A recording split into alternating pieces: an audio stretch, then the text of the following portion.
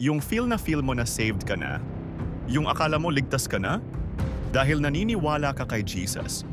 Dahil sinabi mo, Panginoon, tinatanggap kita na aking tagapagligtas at personal savior ko. Ngunit tanong ko sa'yo, kung naniniwala ka ngunit hindi mo ito ipinapakita sa gawa, ano ang silbi ng paniniwala mo? Nakalimutan mo na ba ang Biblia? Nakalimutan mo na ba kung ano ang itinuro ni Kristo? Sabi nila, hindi mo na kailangang gumawa ng mabuti. Ligtas ka na kahit wala kang ginagawa. Kung gagawa ka, ipagyayabang mo lang daw. Yan ang turo ng mga pastor na bulaan na tamad at mapanlinlang na sinasabi sa Biblia. Sabi sa Jeremias 23:16, ganito ang sabi ng Diyos na makapangyarihan sa lahat. Huwag ninyong papakinggan ang mga propetang nagpapahayag sa inyo. Pawang kasinungalingan lamang ang sinasabi nila. Ang mga pangitaing kanilang sinasabi ay katang-isip lamang nila at hindi nagmula sa akin. Ngayon kayo ang nagiging biktima ng kanilang maling aral. Mateo 7:21. Hindi lahat ng nagsasabi sa akin, Panginoon, Panginoon, ay makapapasok sa kaharian ng langit, kundi ang gumagawa ng kalooban ng aking Ama na nasa langit. Hindi sapat na manalangin o maniwala lang, ang tunay na kaligtasan ay ang pagsunod at paggawa ng kalooban ng Diyos. Santiago 2:17-19. Ang pananampalataya kung walang gawa ay patay. Ang tao ay tinawag na matuwid dahil sa mga gawa, hindi sa pananampalataya lamang. Naniniwala ka na ang Diyos ay iisa? Mabuti. Ang mga demonyo rin ay naniniwala at nanginginig sila. Kahit naniniwala ka, kung walang gawa ay patay ang pananampalataya mo. Pati mga demonyo naniniwala, pero hindi ibig sabihin ay maliligtas sila. 1 Corinto 13:2. Kung ako ay may pananampalataya na makapaglipat ng bundok, ngunit wala akong pag-ibig, wala akong kabuluhan. Kahit malakas ang pananampalataya mo, kung walang pag-ibig, wala itong silbi. Ang pag-ibig ang gumagawa ng pananampalataya na totoo. 1 Timoteo 1:5. Ang layunin ng utos ay pag-ibig mula sa isang malinis na puso, magandang budhi at tapat na pananampalataya.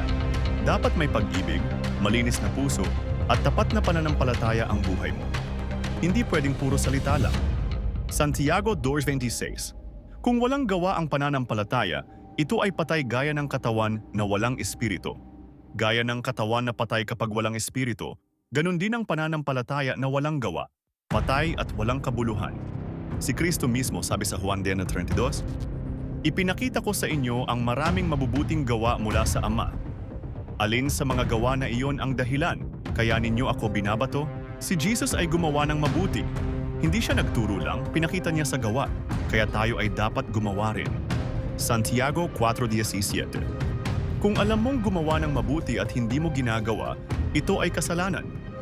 Kapag alam mong tama ang gawin pero sinasawalang bahala mo, ito ay kasalanan, hindi tamang pananampalataya. Efeso 2:10. Nilikha tayo kay Kristo Jesus para sa mabubuting gawa na inihanda na ng Diyos upang ating lakaran. Nilalang tayo para gumawa ng mabuti, hindi tayo niligtas para huminto at tamarin. Apokalipsis 12:2. Hahatulan ang mga patay ayon sa kanilang mga gawa. Hindi lang paniniwala ang hinahanap, kundi ang gawa. Dito tayo hahatulan. 1 Juan 3:10. Ang hindi gumagawa ng katuwiran ay hindi sa Diyos. Ang tunay na anak ng Diyos ay gumagawa ng tama. Hindi natatangi sa salita kundi sa gawa. Tito 2:11. Ang biyaya ng Diyos ay nagtuturo upang mamuhay tayong banal at matuwid. Kung ginagamit mo ang biyaya para magkasala, hindi ito ang tunay na biyaya. Ang biyaya ay nagtuturo sa atin ng mabuting buhay. Mateo 5:16. Hayaan ninyong makita ng iba ang inyong mabubuting gawa at luwalhatiin nila ang inyong Ama sa langit. Ang mabubuting gawa ay patunay ng pananampalataya at nagbibigay karangalan sa Diyos. Hebreo 10:26-29. Ang tumatanggi sa pagsunod ay bumabastos sa krus ni Kristo. Ang hindi pagsunod ay insulto sa sakripisyo ni Jesus.